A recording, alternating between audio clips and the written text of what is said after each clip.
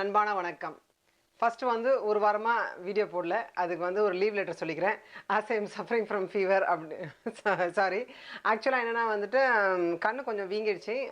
அதனால தான் போட முடியல. அது மட்டும் இல்லாமல் வந்துட்டு ஊர்லேருந்து என்னுடைய இன்லாஸ், என்னோடய மாமனார் மாமியார்லாம் வந்திருக்காங்க. ஸோ வீட்டில் நிறைய பேர் இருக்காங்க. கொஞ்சம் ரொட்டீன் சேஞ்ச் ஆகிடுச்சு.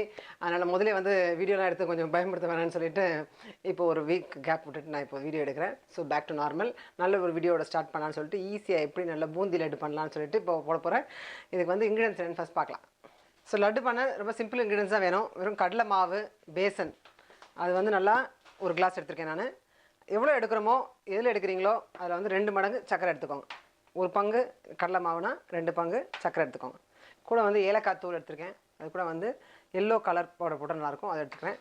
அப்புறம் பூந்தி நம்ம பொரிச்சு எடுக்கிறதுக்கு எண்ணெய் வேணும். ஸோ எண்ணெய் எடுத்துக்கலாம். கொஞ்சம் நெய் வேணும் பிடிக்கிறதுக்கு. அது மட்டும் இல்லாமல் இந்த முந்திரி, திராட்சை, கொஞ்சம் லவங்கம், ஒரு 10-12 லவங்கம் போட நல்லாயிருக்கும். ஸோ அதுவும் எடுத்து வச்சுருக்கேன். இது மூணுத்தையும் வந்து நான் நெய்யில் வறுத்து எடுத்துக்க போகிறேன். இந்த மாதிரி ஒரு பூந்தி கரண்டி இருந்தால் நல்லா ஈஸியாக நம்ம பூந்தி பண்ணலாம். என்னோடய காரா பூந்தி வீடியோவில் நீங்கள் பார்த்துருப்பீங்க. இதே நம்ம ஈஸியாக எப்படி நம்ம வந்து நல்லா பூந்தி பண்ணுவோன்ட்டு அதே மெத்தடில் தான் வந்து நம்ம இப்போ பூந்தி பண்ண போகிறோம். பட் காரா பூந்திக்கு வந்து இன்னும் கொஞ்சம் நல்லா மொறு நம்ம நல்லா வறுக்கணும். இது லட்டுக்கு வந்து கொஞ்சம் முன்னாடியே நம்ம எடுத்துடலாம். சரி பண்ணி பார்ப்போங்க. ஸோ நம்ம வந்து கடலை மாவுக்கு ஆல்மோஸ்ட் நமக்கு வந்து 3/4 கிளாஸ் தண்ணி தேவைப்படும். ஸோ அந்த பதத்தில் நம்ம கரைச்சி எடுத்துக்க போகிறோம். கொஞ்சம் கொஞ்சமாக தண்ணி ஊற்றி நம்ம கரைச்சி எடுத்துக்கலாம். ஸோ எப்பவுமே வந்து எண்ணெயில் போடுறது கொஞ்சம் நம்ம இந்த மாதிரி ஜலிச்சு எடுத்துக்கலாம். மாவு லேசாக ஜலிச்சுட்டு அது கூட கொஞ்சம் கொஞ்சமாக தண்ணி ஊற்றி நம்ம கலந்துக்கலாம். ஸோ மாவு வந்து நம்ம ஜலிச்சு எடுத்தாச்சு. தண்ணி வந்து கொஞ்சம் கொஞ்சமாக ஊற்றி நீங்கள் கலந்துக்கோங்க. ஆல்மோஸ்ட் நமக்கு எப்படியும் வந்து மாவு எவ்வளோ எடுத்துருக்கோமோ அதில் 3/4 அளவுக்கு தண்ணி தேவைப்படும்.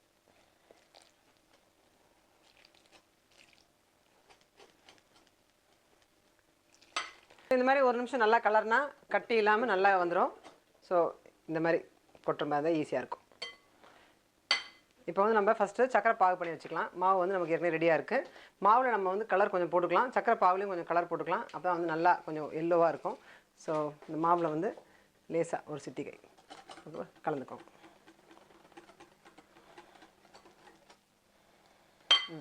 ஃபஸ்ட்டு வந்து நான் இங்கே ஒரு பேன் வச்சுருக்கேன். இதில் வந்து கொஞ்சம் நெய் ஊற்றிட்டு முந்திரி, திராட்சை நல்லா ஒரு 2 டேபிள் ஸ்பூன்ஸ் அளவுக்கு நல்லா நெய் ஊற்றிக்கோங்க. அதுக்கப்புறமா அதை வந்து இந்த இடத்துல வறுத்து வச்சுக்கலாம். கிராம்பும் இதிலே போட்டிருக்கேன். எல்லாம் அங்கே வறுப்பட்டோம். ஸோ இங்கே வந்து நான் சக்கரை பாகு பண்ண போகிறேன். ஸோ சக்கரை 2 கிளாஸ். இது வந்து சக்கரை மூழ்கிற அளவுக்கு நம்ம தண்ணி ஊற்றினா போதும். ஸோ ஆல்மோஸ்ட் ஒரு 3/4 கிளாஸ் ஊற்றினா போதும். இது வந்து நம்ம ஒரு கம்பி பாகு எடுத்துக்கணும். ஸோ வந்து சக்கரை வந்து நல்லா கொதிக்கட்டும். ஒரு 5 to 10 மினிட்ஸ்க்குள்ளே ஆகிடும். இந்த இடத்துல வந்து நான் பூந்தி பண்ணிக்க போகிறேன். ஸோ எண்ணெய் காய வைக்கிறேன். ஸோ இப்போ வந்து முந்திரி திராட்சை நல்லா வறுப்பட்டுடுச்சு. அது கூட லவங்கமும் போட்டு வறுத்துருக்கோம். இதை வந்து ஆஃப் பண்ணி வச்சிடலாம். கடைசியில் இதை கொட்டி நம்ம வந்து நல்லா லட்டு பிடிக்கலாம். இந்த பக்கம் வந்து சக்கரை பாகு ரெடி ஆகிட்டுருக்கு. அதுக்குள்ளே நம்ம வந்து இங்கே பூந்தி போட்டு எடுக்க போகிறோம். கொஞ்சமாக பக்கத்தில் எடுத்து கரண்டியில் நல்லா ஒரு 3 கரண்டி அளவுக்கு நம்ம ஊற்றிக்கலாம். அதில்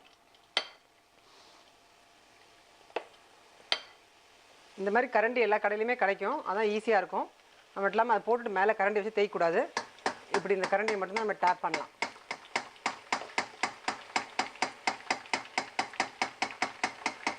இது பண்ணும்போதே வந்து அழகாக முத்தாக நல்லா வந்துடும். பார்த்தீங்கன்னா இது வந்து ரொம்ப நேரம் நம்ம விடக்கூடாது. கொஞ்சம் லேசாக நம்ம அந்த பபிள்ஸ் அடங்கினோடனே மேலே இப்படி வந்தோடனே நம்ம அதை எடுத்து பிளேட்டில் வச்சிடலாம்.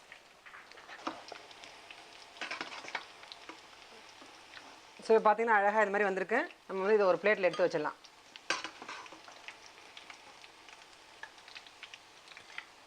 இந்த மாதிரி நம்ம வந்து மொத்த மாவையும் பூந்தியாக ஃபஸ்ட்டு பண்ணி எடுத்துடலாம்.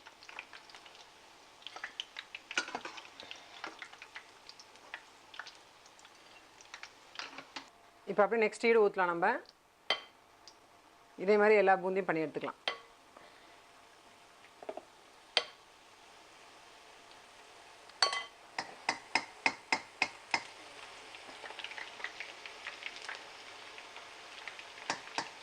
இப்போ சக்கரை பாகு பார்த்தீங்கன்னா நல்லா கொஞ்சம் நுரைச்சி வந்திருக்கு. ஸோ இப்போ வந்து நம்ம செக் பண்ணலாம். கொஞ்சமாக எடுத்து ஃபிங்கர்ஸ் நடுவில் இப்படி செக் பண்ணணும். நம்ம இன்னும் வரல, கம்பி வரல. இப்படி எடுக்கும் போது இன்னும் கொஞ்சம் இன்னொரு 2 மினிட்ஸ் இருக்கலாம். நல்லா கம்பி வரதுக்கு. சக்கரை நல்லா நுரைச்சி வரும்போது இது மாதிரி எடுத்து செக் பண்ணுங்கள். உங்களுடைய தம் ஃபிங்கருக்கும் இந்த மாதிரி 4 ஃபிங்கர் நடுவில் வந்து இது மாதிரி ஒரு லைன் மாதிரி ஃபார்ம் ஆகணும், ஒரு கம்பி. அது மாதிரி வந்தால் ஆஃப் பண்ணி வச்சிடலாம். ஸோ இப்போ நம்மளுடைய சக்கரை பாகு வந்து ரெடி ஆகிடுச்சு. சக்கரை பாகு ரெடி ஆனுமே நம்ம வந்து என்ன பண்ணலான்னா வந்துட்டு நம்மளுடைய பூந்தி அழகாக முத்து முத்தாக பண்ணி வச்சுருக்கோம். இந்த பூந்தியும் நம்ம அதில் போடலாம். அப்போ தான் நல்லா வந்து அது உறிஞ்சிக்கும். ஸோ அது சூடாக இருக்கும் போதே போட்டுக்கோங்க. அது ஊற டைமில் நான் வந்து இன்னொரு ஈடு போட்டு எடுத்துக்க போகிறேன். ஸோ இப்போ வந்து நம்ம எல்லா மாவையும் நல்லா பொரித்து நம்மளுடைய பாகில் போட்டாச்சு.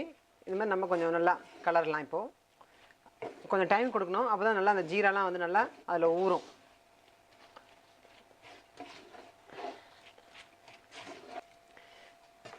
ஸோ இப்போ என்ன பண்ணணும் வந்து நம்ம சக்கரை பாகில் போட்டுட்டு அப்போ கூட கொஞ்சம் மிதமான தீ வச்சு நம்ம இன்னும் கொஞ்சம் நல்லா அப்படி கிண்டும் போது அந்த பாகு நல்லா இன்னும் கொஞ்சம் நல்லா கட்டி ஆகிட்டு வரும். அப்புறமா நல்லா சூடு வந்தோன்னா ஆஃப் பண்ணி வச்சிடலாம். நம்ம இப்போ பார்த்தீங்கன்னா வந்து எனக்கு தண்ணி எல்லாம் நல்லா அப்படியே உறிஞ்சிருக்கு. உரிய தான் வந்து அந்த லட்டில் அந்த இனிப்பு வந்து நல்லா டேஸ்ட் வரும். கலரினே இருக்கணும்னு இல்லை. ஸோ ஒரு 5 மினிட்ஸ் விட்டுட்டு அப்புறமா அப்படி ஒரு கலரி விடலாம் நல்லா. இப்போ இன்னும் கொஞ்சம் தண்ணி இருக்குது. இதுவும் நல்லா அதில் வந்து பாகில் இறங்கணும். அப்போ நல்லா டேஸ்ட்டாக இருக்கும். ஸோ இந்த டைமில் நம்ம என்ன பண்ணலாம்னா வந்துட்டு ஏலக்காய் தூள் போடலாம். நல்லா வாசனையாக இருக்கும். ஸோ கொஞ்சமாக போட்டு போகிறேன் ஏலக்காய் தூள். இது ஆப்ஷனல் தான், உங்களுக்கு பிடிக்கலன்னா விட்டுடலாம். கலர் பவுடர் வேணால் போட்டுக்கலாம் இந்த டைம்லேயும். ஆனால் ஏற்கனவே எனக்கு நல்லா கொஞ்சம் எல்லோ கலராக இருக்குன்னு நான் அப்படியே விட்டுற போகிறேன். இப்போது இந்த டைமில் வந்து நம்ம ஏற்கனவே வறுத்து வச்சுருக்கோம் இல்லையா, முந்திரி, திராட்சை, கிராம்பு, அது எல்லாத்தையும் கொட்டி நல்லா கலரலாம்.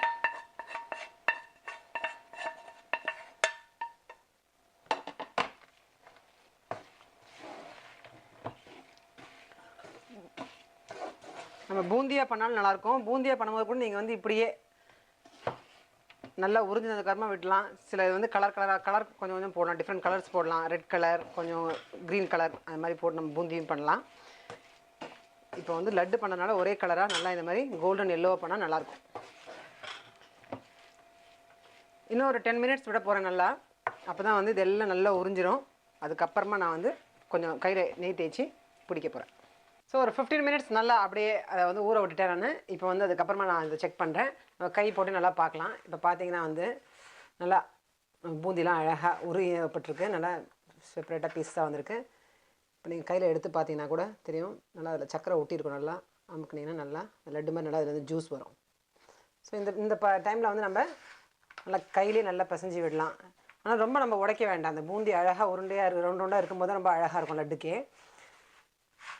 இந்த மாதிரி ட்ரையாக ஆகும்போது ஏற்கனவே நம்ம நெய் கொட்டியிருக்கோம் இல்லையா, அதனால் அதிலே கொஞ்சம் நெய் இருக்குது. இப்போ முந்திரி பருப்பு, திராட்சை வறுத்து போடும்போது அதிலே நெய், அப்புறம் கிராம்பு எல்லாமே மிக்ஸ் ஆகிடுச்சு. இப்போது இந்த மாதிரி தண்ணி இல்லாமல் ட்ரையாக வரும்போது நமக்கு வந்து கையில் எடுத்து நீங்கள் நல்லா அமுக்கி பண்ணும்போது அதுவே ரவுண்டாக வந்துடும். இந்த கையில் இப்படி போட்டு அமுக்கி நல்லா இப்படி பால் மாதிரி பண்ணிக்கோம். நல்லா டைட்டாக பிடிச்சா நல்லாயிருக்கும். கொஞ்ச நேரம் நமக்கு காஞ்சாலும் நல்லாயிருக்கும். ஸோ இந்த மாதிரி வந்து நம்ம லட்டுஸ் பிடிச்சி வச்சிடலாம். ஒருவேளை உங்களுக்கு வந்து பிடிக்க கஷ்டமாக இருந்ததுன்னா நீங்கள் வந்து கொஞ்சம் நெய் போட்டுக்கலாம். நீங்கள் வந்து சில பேர் வந்து கொஞ்சம் தூள் வந்து அரைச்சி கூட போடுவாங்க பிடிக்க வந்தால், அப்படியும் நீங்கள் போடலாம். இல்லைன்னா நார்மலாகவே நம்ம இந்த சர்க்கரையே வந்து நமக்கு பாகு வருது இல்லையா, அதுவே வந்து தூளாக ஃபுல்லாக இருக்கனால ஈஸியாக அதுலேயும் நம்ம பிடிச்சிடலாம். ஸோ நல்லா இந்த மாதிரி எல்லா லட்டையும் நம்ம பிடிச்சி வச்சிடலாம். இது வந்து நல்லா டேஸ்ட்டாக இருக்கும். ஈஸியாக பண்ணிடலாம், வீட்டிலே பண்ணலாம். நிறைய குவான்டிட்டி பண்ண முடியும் நம்மளால்.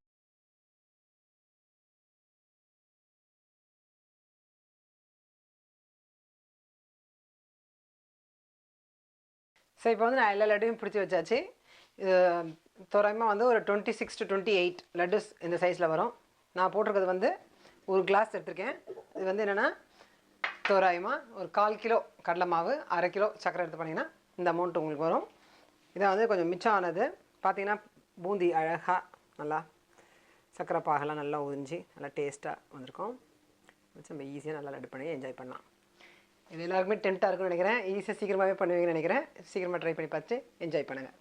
நெக்ஸ்ட் எபிசோடுக்கு வெயிட் பண்ணுங்கள். நெக்ஸ்ட் எபிசோட் நான் வந்து எங்களோட மதர் இன்லா காட்டலான்னு இருக்கேன்.